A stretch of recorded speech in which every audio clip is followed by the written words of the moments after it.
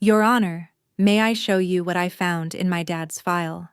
Safe my 8-year-old son said it before anyone could object.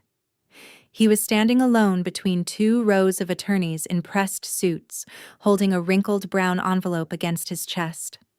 The courtroom had spent the last hour dismantling me, my income, my apartment, my mental stability. I could feel my children slipping away in slow procedural language. Mason didn't cry. He didn't look scared. He just said, "Dad told someone this would make Mom lose us." That was the first time Brandon's composure fractured. The judge reached for the envelope. Paper brushed against wood. A small sound. But in that moment, it felt like something heavier had been set down in the room. I still didn't know what was inside. I only knew my son had read enough of it to choose me. Before I tell you what that envelope contained and why Brandon suddenly asked for a recess, take a moment to like and subscribe, but only if you feel drawn into this with me. Let me know where you're watching from and what time it is there. I read every comment. Now, let me take you back to how we got here. The dismantling had been methodical. Brandon's attorney, a woman with a voice so polished it almost shimmered, stood and called me a struggling mother dependent on assistance. She didn't raise her tone. She didn't need to. The word dependent landed heavier than anything louder could have. Behind her, a projector hummed to life. My apartment filled the courtroom wall, the peeling paint near the kitchen window, the cracked tile by the sink, the narrow hallway where the boys lined up their shoes. The photos had been taken from angles that made everything look smaller, dimmer, temporary. I didn't recognize the place at first, not as home, just as evidence. She pointed to the image of the boys' shared bedroom. Two twin mattresses pushed together, a single lamp between them. "This," she said softly, "is not stability." I kept my hands folded in my lap. My palms were damp. I pressed my thumbs together until the sensation steadied me. Then came my work schedule. They displayed a calendar grid with blocks of blue marking my overnight warehouse shifts, 10 p.m. to 5 a.m., 5 nights a week. The attorney let the silence stretch before she added that my eldest son frequently supervises his younger sibling during these hours. Supervises. The word made Mason sound like an employee, not a child who left the hallway light on for his brother because he knew Theo was afraid of the dark. I wanted to explain that I waited until they were asleep before leaving, that Mrs. Donnelly downstairs kept an ear out, that I checked the baby monitor from the break room every hour. But explanations don't carry weight when numbers are already on the screen. Next came my bank statement. A blown-up image of my checking account filled the wall. The balance circled in red. $143.27. The courtroom felt colder after that. I heard someone shift behind me, paper sliding against wood. The attorney didn't smile. She didn't need to. She let the numbers speak. Across the aisle, Brandon sat straight-backed in a navy suit tailored close at the shoulders. His expression was composed, almost regretful, as if he wished none of this were necessary, as if he were simply stepping in to rescue his children from unfortunate circumstances. He never once looked at the photos of our apartment.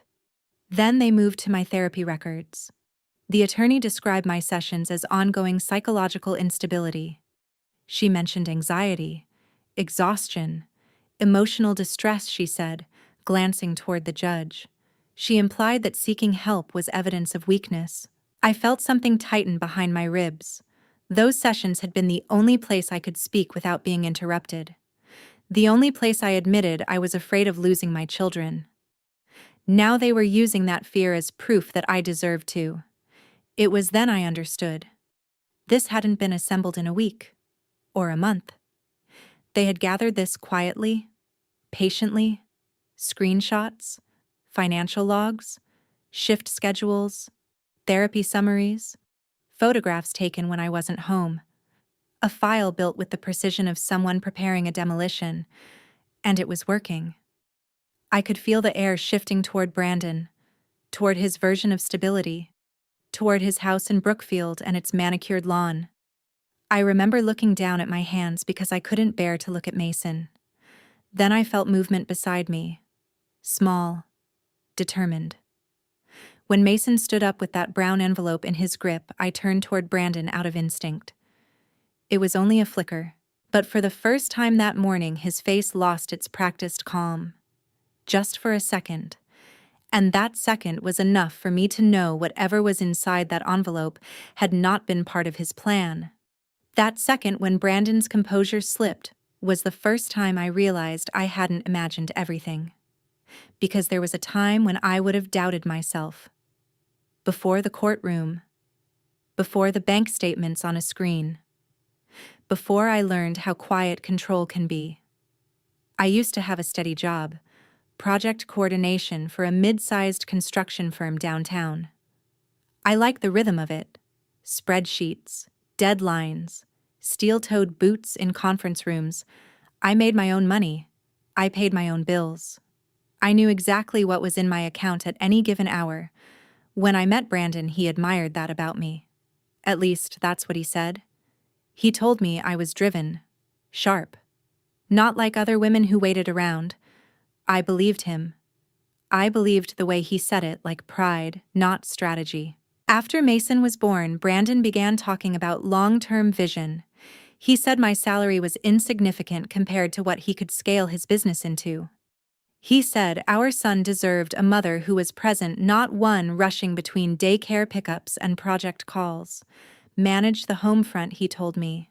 Let me build the empire. He framed it as partnership, as trust. I resigned 3 months later. I remember clearing my desk, the weight of my office key in my palm before I handed it back. I told myself I was choosing family. I told myself love sometimes looks like sacrifice. For a while, it felt almost peaceful.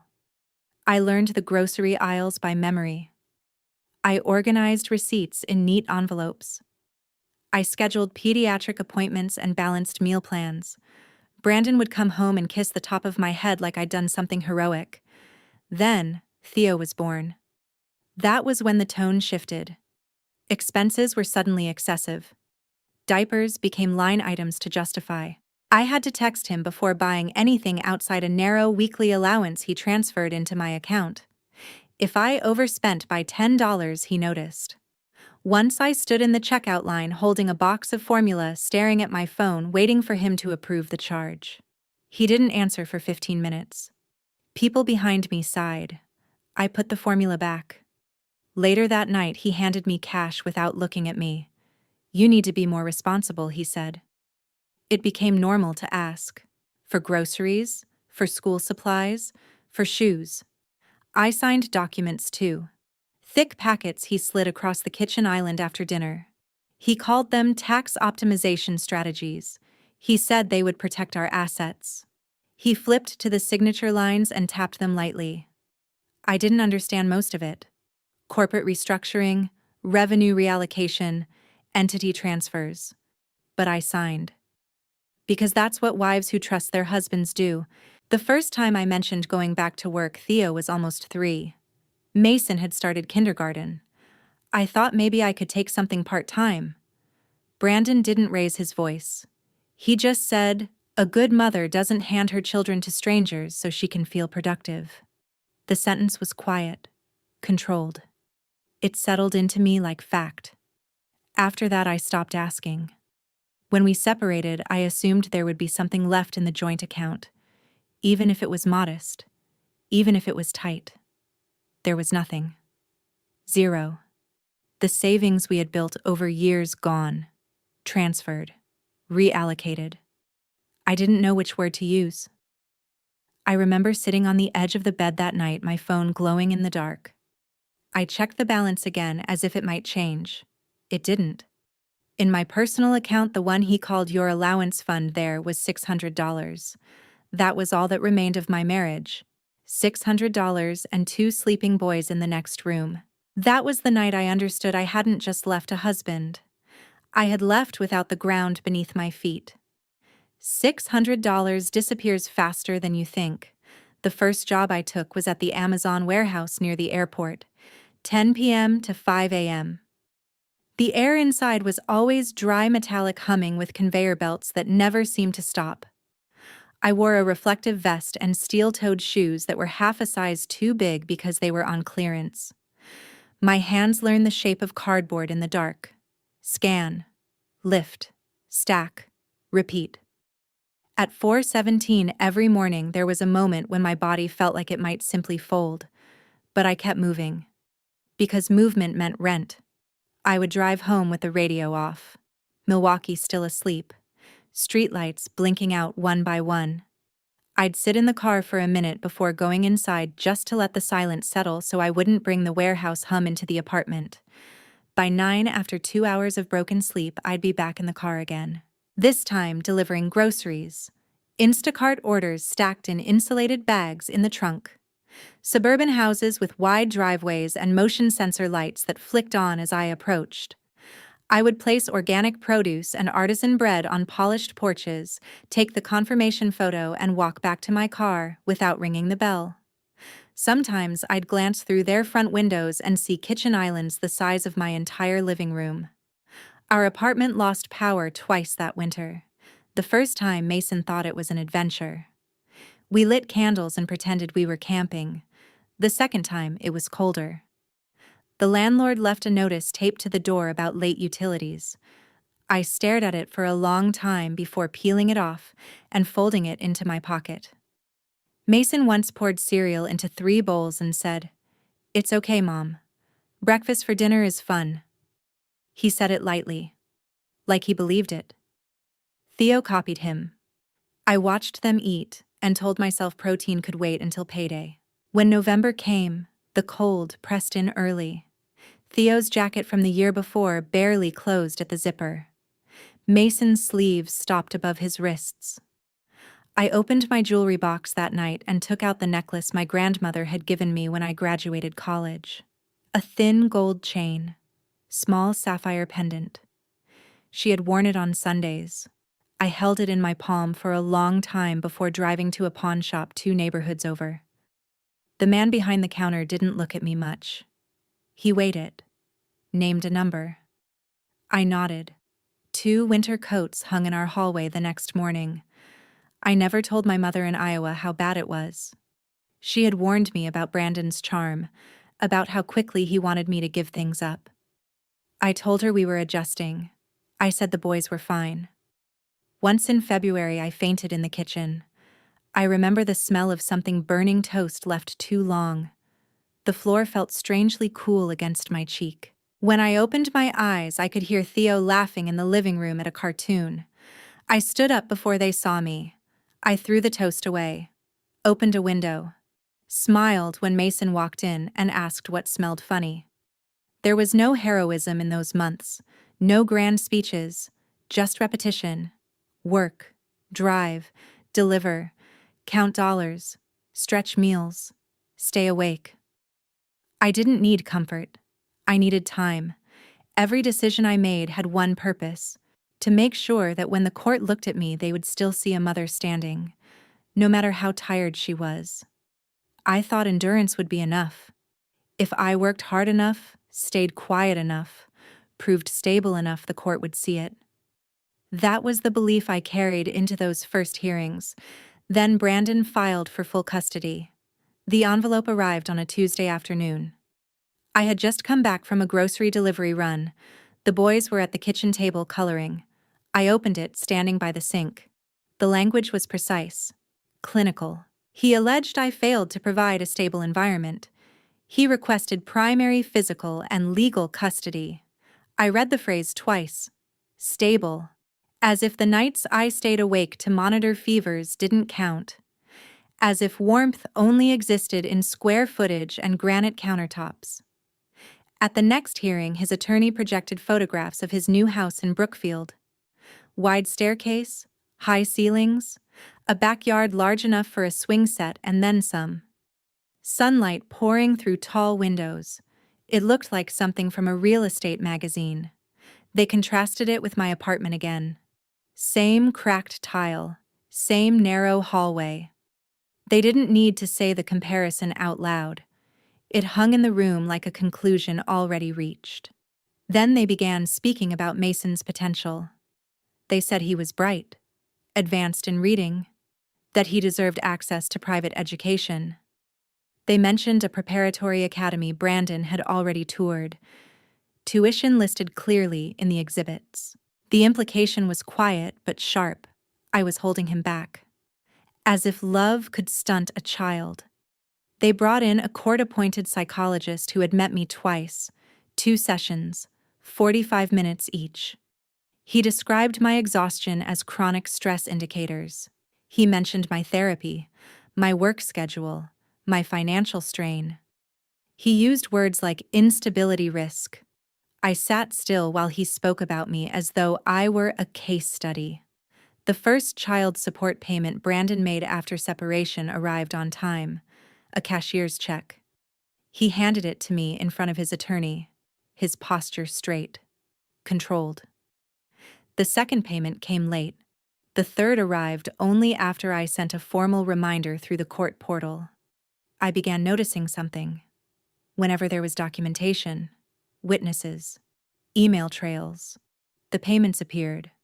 When there weren't, silence stretched. It wasn't neglect. It was choreography. Once in the parking lot after a mediation session, Brandon stood close enough that I could smell his cologne. Clean, familiar, carefully chosen. "You don't have the money to fight me," he said quietly. Not angry, not emotional, just certain. I remember the way the wind moved across the asphalt, the way my hands tightened around my car keys. He wasn't threatening me. He was stating what he believed was fact. That was when the pattern began forming in my mind. The drained joint account, the tax optimization documents, the sudden narrative of my instability, the curated payments, the house purchased at precisely the right time, the expert witnesses ready, the photographs taken when I wasn't home. It felt less like a custody dispute and more like a structure built in advance, carefully measured, strategically reinforced. I began to wonder if my financial collapse had been part of the design, not an accident, not misfortune, but preparation. And sitting there in that courtroom watching his attorney outline my failures in bullet points, I realized something colder than fear. Brandon hadn't just decided to leave me. He had decided to win. At any cost. Brandon hadn't just decided to leave me. He had decided to win. What I didn't know then, what none of us knew, was that Mason had already seen the blueprint. Later, when the courtroom emptied and the judge asked how he had found the envelope, Mason told it in the simplest way possible. He had been looking for his tablet. It was at Brandon's house during one of the weekend visitations. The tablet had been taken away earlier that day because Mason needed less screen time. He went into Brandon's home office to retrieve it. The room was usually off-limits. Dark wood desk, framed certifications, the faint smell of leather and printer ink. He opened the bottom drawer because that's where the chargers were kept. Instead, he found a small metal file safe sitting slightly ajar. Children notice what adults miss. A drawer not fully closed, a key left too close to the lock. He told me he didn't mean to snoop. He just saw his own name printed on a document through the crack in the envelope window. That was enough.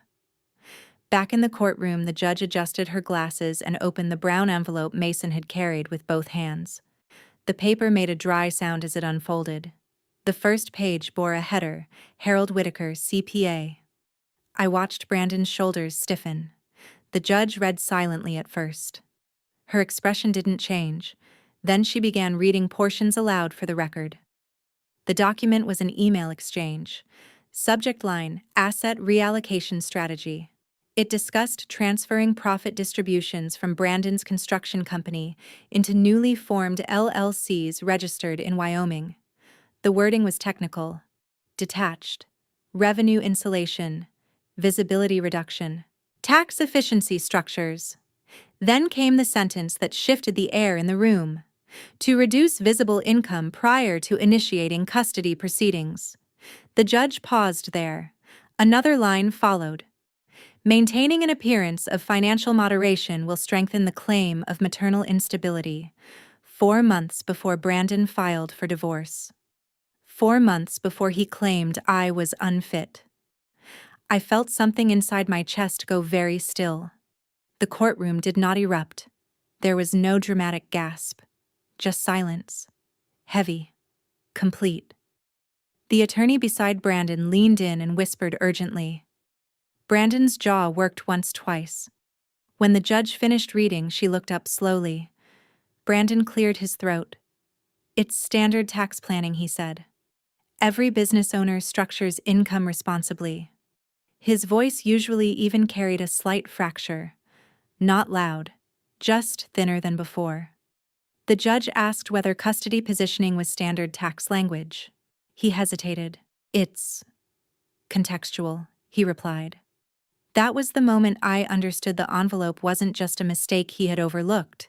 It was proof that the instability they projected onto me had been engineered. The drained accounts, the delayed support, the narrative of poverty, the carefully timed filing. I turned slightly and looked at Mason. He wasn't looking at the judge. He was watching his father, as if trying to understand something that didn't fit. The judge set the papers down slowly. For the first time since the hearing began, the imbalance in the room shifted. Not dramatically, but undeniably. Brandon's composure had carried him through months of preparation. Through financial maneuvers and expert witnesses and curated photographs. Now it was his language on record, his intention in ink. And no one in that room could pretend it was accidental. No one could pretend it was accidental. The judge leaned back in her chair, fingers resting lightly against the edge of the bench. Her voice when she spoke was measured, controlled, but there was a new weight beneath it. I am ordering an immediate forensic review of all financial disclosures, she said, including corporate holdings and associated entities. Paper shifted quickly at Brandon's table. His attorney began speaking at once, something about relevance, about misinterpretation, about standard accounting practices. The words felt smaller now. Defensive. The judge raised her hand once. Silence returned. Then she looked toward Mason. Why did you bring this to court? She asked gently. Mason swallowed. His hands were still folded in front of him. He glanced at me briefly, then back at the bench. Because Dad said Mom doesn't have enough money to keep us, he said. He said, that's how he's going to win. The sentence landed differently than the email had. It wasn't technical. It wasn't strategic. It was a child repeating something he had heard. My hands began to shake in my lap. Not from fear. From a slow rising anger that felt older than the courtroom. Older than the envelope. It was the anger of every grocery line I had stood in waiting for approval, every document I had signed without question, every time I had believed I was failing when I was being cornered. The judge's expression hardened. She addressed Brandon directly. Mr. Keller, this court will not tolerate attempts to manipulate financial visibility to influence custodial determinations. Her tone did not rise. It did not need to. For the first time since the proceedings began, Brandon looked unsettled. His shoulders tightened. He shifted in his chair. He began speaking too quickly, explaining context, terminology, misinterpretations. The judge interrupted him. You had a fiduciary obligation to disclose full income, she said, and an ethical obligation not to construct financial disadvantage as litigation strategy. Litigation strategy. That was the phrase. The air in the room felt different now. No longer leaning toward him. The judge issued a temporary ruling. Primary physical custody would remain with me pending investigation. Brandon's visitation would be suspended until the financial review was complete. The words came one after another, deliberate, unmistakable. Brandon stood abruptly. This is outrageous, he said. His composure fractured fully then. His voice rose just enough to echo. You're taking my children based on a misread email. It was the first time I had seen him lose control in public. The judge's gaze did not waver. "Mr. Keller," she said quietly, "you are very close to being held in contempt." He sat down. Silence again. But this time it was not crushing. It was stabilizing. When the session adjourned, Mason moved toward me first. Theo followed, small hand reaching for my coat sleeve. I bent down and pulled them both against me. Their bodies were warm, solid, real. For months I had lived with a constant tightness in my chest, like someone had wrapped wire around my ribs and slowly pulled. Standing there in that courtroom holding my sons, I felt the wire loosen. Not gone, but loosened. And for the first time in a long time, I drew in a full breath without feeling like I had to fight for it. For the first time in a long time, I drew in a full breath without fighting for it. But relief is fragile. The judge's order moved quickly. Within a week, Detective Angela Ruiz was assigned to conduct a financial review. She didn't look like someone who chased headlines. She wore plain suits, low heels, carried a leather folder that seemed older than the building. When we met, she didn't offer comfort. She offered clarity. "I follow numbers," she said. "They don't panic." Her investigation began with Brandon's disclosed income. Then it widened. 3 LLCs surfaced almost immediately. Registered in Wyoming, another in Florida. All formed within the same quarter. All listing variations of the same mailing address. Revenue transfers matched the dates in Harold Whitaker's email. I remember the day Detective Ruiz called me. "There are significant discrepancies," she said calmly. "We're tracing movement into offshore accounts." Offshore. The word felt distant. Like something from a news segment, not my marriage. Over $480,000 in profit had been redirected. Structured through layered transfers, reduced invisible income statements before the custody filing, money that could have paid school tuition, medical bills, groceries, money that had been presented to the court as non-existent.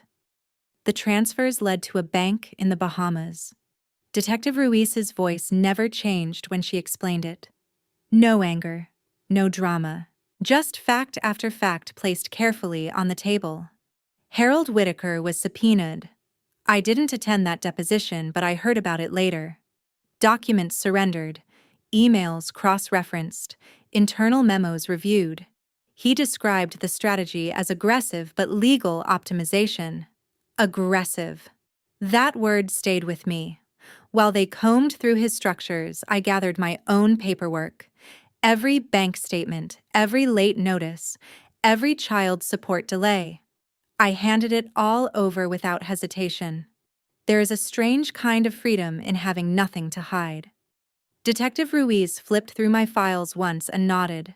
"Consistent," she said. Meanwhile, Brandon's life began to thin. A for sale sign appeared in front of the Brookfield house. His luxury SUV vanished from the driveway.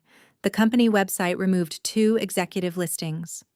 I heard from a mutual acquaintance that he was restructuring. Restructuring. It sounded cleaner than unraveling. In court filings, his attorneys began requesting extensions, clarifications, contextual reviews. They argued timing, technicality, interpretation. But numbers are difficult to reinterpret once they are mapped. I saw Brandon once during a procedural conference. He looked smaller. Not physically diminished, but tightened, as if the room no longer bent toward him. The confidence that had once filled the space around him had thinned into calculation, into quiet urgency. He avoided my eyes. The man who had told me I didn't have the money to fight him now looked like someone measuring his own margin. I didn't feel triumph, just steadiness. His structure, the careful positioning, the curated poverty, the narrative of my instability had been designed like a fortress. But fortresses built on concealment crack from within. And as the investigation deepened, I began to see what I hadn't before. I hadn't been unstable. I had been maneuvered. And now the architecture of that maneuvering was collapsing line by line, transfer by transfer, not loudly, but irrevocably, not loudly, but irrevocably. The final hearing came on a gray morning that felt almost ordinary. There were no raised voices this time, no dramatic projections on screens. The evidence had already been entered, the numbers mapped, the transfers traced. The timing aligned too precisely to dismiss. The judge spoke for nearly 40 minutes. Her language was restrained, structured, each conclusion built carefully on documented fact. She stated that the court found clear evidence of intentional financial concealment.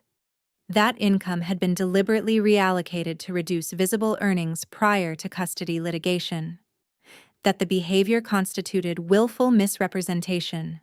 Willful, intentional, strategic. The words did not echo. They settled. Brandon sat very still as she spoke. No objections, no interruptions. When the ruling came, it did not arrive as a crescendo. It arrived as correction. Full legal and physical custody was awarded to me. Brandon was ordered to repay all outstanding child support adjusted to reflect his actual income. Financial penalties were imposed for non-disclosure. Ongoing support recalculated at a figure far different from what he had declared. Visitation would resume only under supervised conditions pending further review. I did not react outwardly. My hands were folded in my lap again, the same way they had been the day my bank balance was displayed on a wall. But this time, they were steady. The judge added almost as an afterthought that the court would be referring Harold Whitaker's involvement to the district attorney for separate criminal review. Aggressive optimization had become something else. When it was over, Brandon stood slowly. He didn't look at me. He didn't look at the boys. His attorney gathered files without speaking. The confidence that once surrounded him had thinned into something quieter, something resembling calculation without certainty. There was no collapse, no dramatic apology, just absence. Outside the courthouse, the air felt colder than I expected. Mason slipped his hand into mine without asking. Theo walked on my other side humming softly. That night, I didn't cook. I bought a frozen pizza from the corner store. The cheapest one. We baked it directly on the rack because the pan had warped months ago. We ate sitting on the floor of the living room. No ceremony. Just 3 plates balanced on our knees. After dinner, Mason turned on music from his tablet and started dancing awkward, exaggerated movements that made Theo laugh until he fell over. I stood there watching them for a moment before joining in. The apartment was still small, the tile still cracked, the furniture still mismatched. But it felt different, lighter. Later, while I washed the plates, Mason sat at the coffee table with crayons. He didn't say anything while he worked, just drew slowly, carefully. Before bed, he handed it to me. 3 stick figures holding hands, a square house with a crooked roof, a sun in the corner. At the top, in uneven letters, he had written, "Home is where Mom is safe." I sat on the edge of his bed after he fell asleep and looked at that sentence for a long time. For months, I thought I had been fighting to prove I was enough. What I hadn't realized was that my sons already knew, and that more than any ruling was what steadied me. I kept Mason's drawing on the refrigerator for months. 8 months later, I no longer flinched when the mail slot clicked open. For a while, every envelope felt like a summons. Every official-looking seal tightened something in my chest. But slowly, the body learns. The nervous system recalibrates when the threat does not return. The court notices became fewer, then routine, then administrative. I began taking night classes in accounting at the community college 2 bus stops from the warehouse. I sat in the back row at first listening more than speaking. Debits, credits, asset tracing, revenue reporting. The language that once intimidated me began to feel almost intimate. I wanted to understand the mechanics that had been used against me, not out of revenge, out of fluency. Numbers no longer felt abstract. They felt like structure, like protection. 3 months into the semester, a supervisor at the logistics company where I had been packing boxes mentioned an opening in the administrative office. Data entry, inventory reconciliation, basic financial tracking. I applied without overthinking it. When they offered me the position, I drove home in silence again, like those early warehouse mornings, but this time the silence felt full. The job came with health insurance, predictable hours, a desk with my name printed on a small plastic plate. Therapy continued, but differently. In the beginning, I spoke about exhaustion, about fear. Later, I spoke about shame. The shame of signing documents I didn't read, of believing quiet control was love, of not recognizing strategy until it nearly cost me everything. My therapist didn't rush me. We untangled it slowly. Theo stopped waking up in the middle of the night. For months, he used to crawl into my bed after dreams where someone was moving the house. That's how he described it. As if the floor beneath him might slide away. One night I realized he hadn't come in for weeks. He slept with both arms above his head now, unafraid of drifting. Mason joined the after-school art club. He filled sketchbooks with buildings and courtrooms and people in long black robes. Once, while tying his shoes before practice, he said, "Maybe I'll be a lawyer, so I can make sure moms don't lose." He didn't say it dramatically, just as a possibility. Brandon filed a motion 6 months after the final ruling. He requested a reduction in child support, citing financial downturn. The court denied it swiftly. The forensic review had left little room for reinterpretation. His filings became quieter after that, less certain. Sometimes I think about the woman I was when I signed those papers at the kitchen island, the one who believed trust required surrender. I don't hate her. She was operating with the information she had. Justice didn't come fast. It didn't arrive as thunder or applause. It came through documentation, through patience, through a child brave enough to carry an envelope into a courtroom. It came because the truth once exposed has a way of stabilizing everything around it. And now, when I stand in my small kitchen at nightlight, steady bills paid, boys asleep, I understand something I didn't then. Security isn't loud, it's quiet, and it stays.